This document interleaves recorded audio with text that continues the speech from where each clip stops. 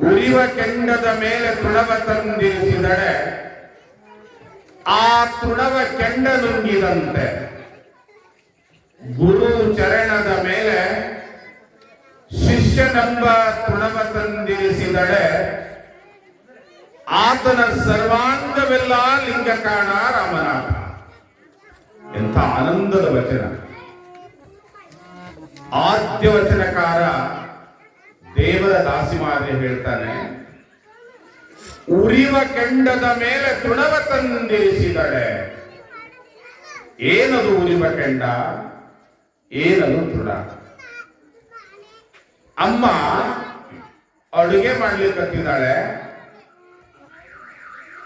ಒಲೆ ಹೊತ್ತಿದ್ದಾಳೆ, ಹಂಚಿಟ್ಟಿದ್ದಾಳೆ. ಹಂಚಿನ ಮೇಲೆ ರೊಟ್ಟಿ ಹಾಕಾಳೆ, ರೊಟ್ಟಿ ಬಡದು ತಟ್ಟಿ ಹಾಕಿದಾಳೆ. ಆ ಮಕ್ಕಳು ಮೊಬೈಲ್ ಇಸ್ಕೊಳ್ಳೋದು ನಾನು ಕೈ ಕೊಡು ಇಸ್ಕೊಳ್ಳೋದು.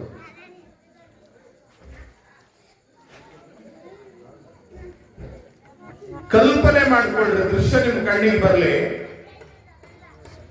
ಅಮ್ಮ ರೊಟ್ಟಿ ಮಾಡ್ಲಿಕ್ಕತ್ತಿದ್ದಾಳೆ, ಹಂಚಿದೆ, ಹಂಚಿನ ಮೇಲೆ ರೊಟ್ಟಿ ಹಾಕಾಳ. ಹಿರಿ ಮಗ ಬಂದು ಗಂಗಾಳ ತಗೊಂಡು ಬಂದಾನ.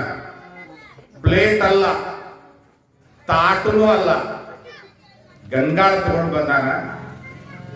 ಅಜ್ಜಿ ಕಲ್ಲನ್ ಚಟ್ನಿ ಕುಟ್ಲಿಕ್ಕತ್ತಾಳ, ಮಗ ಉಣ್ಣಾಕ್ ಕುಂತಾನ ಗಂಗಾಳ ತಗೊಂಡು. ನಮ್ಮವರು ಉಂಡು ಖುಷಿ ಪಟ್ಟವರಲ್ಲ, ಉಣಿಸಿ ಖುಷಿ ಪಟ್ಟವರು.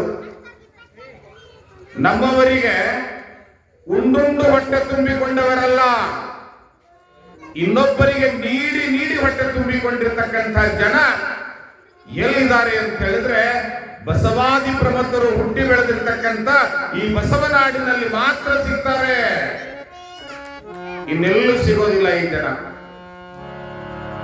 ಅಮ್ಮ ರೊಟ್ಟಿ ಮಾಡ್ತಾ ಅಂತಾಳೆ, ಹಿರಿ ಮಗ ಹುಟ್ಟು ಕೂತಾನ, ಚೊಚ್ಚಿನ ಮಗ ರೊಟ್ಟಿ ಹೊಟ್ಟೆ ಉಬ್ಬಿಸ್ಬೇಕಂತಾಳೆ. ಹಂಗ ರೊಟ್ಟಿ ಹೊಟ್ಟಿ ಉಬ್ಬಬೇಕಾದ್ರೆ ಹಂಚಿನ ಮ್ಯಾಲಿನ ರೊಟ್ಟಿ ಒಲೆನ ಕೆಂಡಕ್ಕ ಉರಿ ಹತ್ತಬೇಕು. ಸ್ವಲ್ಪ ಬರೀ ಕೆಂಡಿದ್ರು ಹೊಟ್ಟು ಬಂಗಿಲ್ಲ. ಮುದುಕಿ ಹೇಳ್ತಾಳ, ಏ ಅತ್ತಿ, ಗ್ವಾದಲ್ಯಾಗ ಚಿಪಾಟಿ ಅದಾವಲ್ಲ, ಒಂದು ಹಿಡಿ ಚಿಪಾಟಿ ಹಿಡ್ಕೊಂಡ್ ಬಾ, ನಿನ್ನ ಮೊಮ್ಮಗ ಊಟಕ್ಕೆ ಕುಂತಾನ. ಯುವ ನನ್ನ ಮಗ ಊಟಕ್ಕೆ, ನನ್ನ ಮೊಮ್ಮಗ ಉಣ್ಣಾಕ್ ಕುಂತೈತೇನ ಅಂತಕ್ಕೆ ಚಿಪಾಟಿ ಹಿಡ್ಕೊಂಡು ಬಂದು ಆ ಒಲ್ಯಾಗ ಕೆಂಡದ ಮೇಲೆ ಹಾಕಿದಳಂದ್ರ ಆ ಕೆಂಡ ನಿಗಿ ನಿಗಿ ಉರಿತದ, ಹಂಚಿನ ಮ್ಯಾಲಿನ ರೊಟ್ಟಿ ಹೊಟ್ಟೆ ಉಬ್ತದ. ಮಗ್ಗ ನೀಡಿ ಹೊಟ್ಟೆ ತುಂಬಿಸ್ಕೊತಾಳ ತಾಯಿ. ಎಂತ ಸಂದರ್ಭ ನೋಡಿ. ಉರಿಯುವ ಕೆಂಡದ ಮೇಲೆ ಆ ತೃಣ ಕಸ ತಂದು ಹಾಕಿದ್ರಿ ಅಂದ್ರ ಕಸದ ಬಣ್ಣ ಬದಲಾಗ್ತದೆ. ಮೊದಲು ಚಿಪಾಟಿ ಬಣ್ಣ ಹೆಂಗಿರ್ತದ, ಕೆಂಡದ ಮೇಲೆ ಬಿದ್ದಾಗ ಅದ್ರ ಬಣ್ಣ ಹೆಂಗ ಆಗ್ತೈತೆ. ಹಂಗ ಶಿಷ್ಯನೆಂಬ ಈ ತನುವ ತೃಣವನ್ನ ಅಣ್ಣ ಹೇಳ್ತಾನಲ್ಲ, ಎನ್ನ ಕಾಲೇ ಕಂಬ ಶಿರವೇ ಹೊನ್ನ ಕಳಸವಯ್ಯ. ಯಾವಾಗ ಕಳಸ ಆಗ್ಬೇಕಿದು, ಯಾವಾಗ ಕಳಸ ಆಗ್ತದೆ ಅಂತ ಹೇಳಿದ್ರೆ, ಬಸವಣ್ಣನಂತ ಮಹಾತ್ಮನ ಕಳಸ ಶಿರವನ್ನ ಆ ಕೂಡಲ ಸಂಗಮದ ಸಾರಂಗ ಮಠದ ಜಾತ ವೇದ ಮುನಿ ಶಿವಾಚಾರ್ಯರ ಪಾದಕ್ಕ ಆ ಶಿರ ಬಾಗಿ, ಗುರುವೆಂಬ ಚರಣದ ಮೇಲೆ ಈ ತನುವೆಂಬ ತೃಣವನ್ನಿರಿಸಿದರೆ ಸಾಮಾನ್ಯವಲ್ಲ, ಆತನ ಸರ್ವಾಂಗವೇ ಲಿಂಗವಾಗ್ತದಂತ. ಏನು ಲಿಂಗವಾಗೋದು ಅಂದ್ರೆ, ಕೇವಲ ಅಂಗ ಗುಣಗಳನ್ನ ನೆಚ್ಚಿ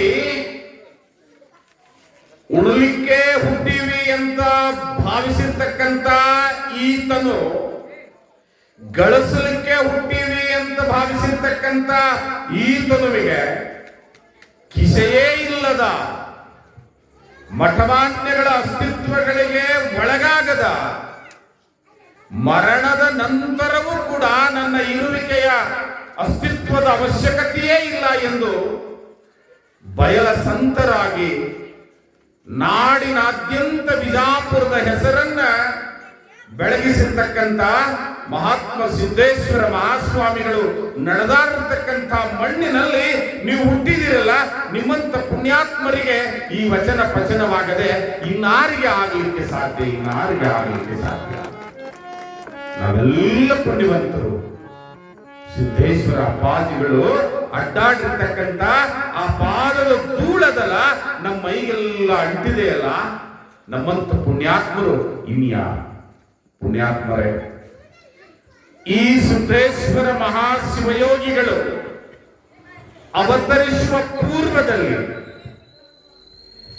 ಹಾನಗಲ್ಲದ ಗುರುಕುಮಾರ ಶಿವಯೋಗಿಗಳ ತರುವಾಯದಲ್ಲಿ ಈ ನೆಲದ ಅಂಧಕಾರವನ್ನು ಅಳಕಿಸಲಿಕ್ಕೆ ಸ್ವರ್ಗದಿಂದ ಸಾಕ್ಷಾತ್ ಭಗವಂತನೇ ಈ ಭೂಮಿಗೆ ಅವತರಿಸಿ ಬಂದ ಆತ ವಂಥನಾಳದ ಸಂಗನ ಬಸವ ಶಿವಯೋಗಿ. ಆ ಪುಣ್ಯಾತ್ಮರ ಪ್ರವಚನ ಆರಂಭ ಮಾಡುವ ಪೂರ್ವದಲ್ಲಿ ನಮ್ಮ ಗವಾಯಿಗಳಿಂದ ಒಂದು ಸುಂದರವಾಗಿರತಕ್ಕಂಥ ಹಾಡು, ತದನಂತರದಲ್ಲಿ ಸಂಗನ ಬಸವ ಎಂಬ ಶಿವಯೋಗಿ ಎಂಬ ಗಂಗೋತ್ರಿಯಲ್ಲಿ ನಾವೆಲ್ಲ ತೇಲಾಡ್ತೇವೆ. ದಯವಿಟ್ಟು ಯಾರು ಸ್ಥಳವನ್ನ ಅಲುಗಾಡದಂತೆ ಏಳದಂತೆ ನಿಗಾ ವಹಿಸಿ ಆ ಮಹಾತ್ಮನ ಚರಿತ್ರೆಯಲ್ಲಿ ನಾವು ನೀವುಗಳೆಲ್ಲ ಭಾಗಿಗಳಾಗೋಣ. ಈಗ ಗವಾಯಿಗಳಿಂದ ಒಂದು ಸುಂದರವಾದ ಹಾಡು. ಸಾಂಬಜೈ ನಮ ಪಾರ್ವತಿ ಶಿವ ಹರ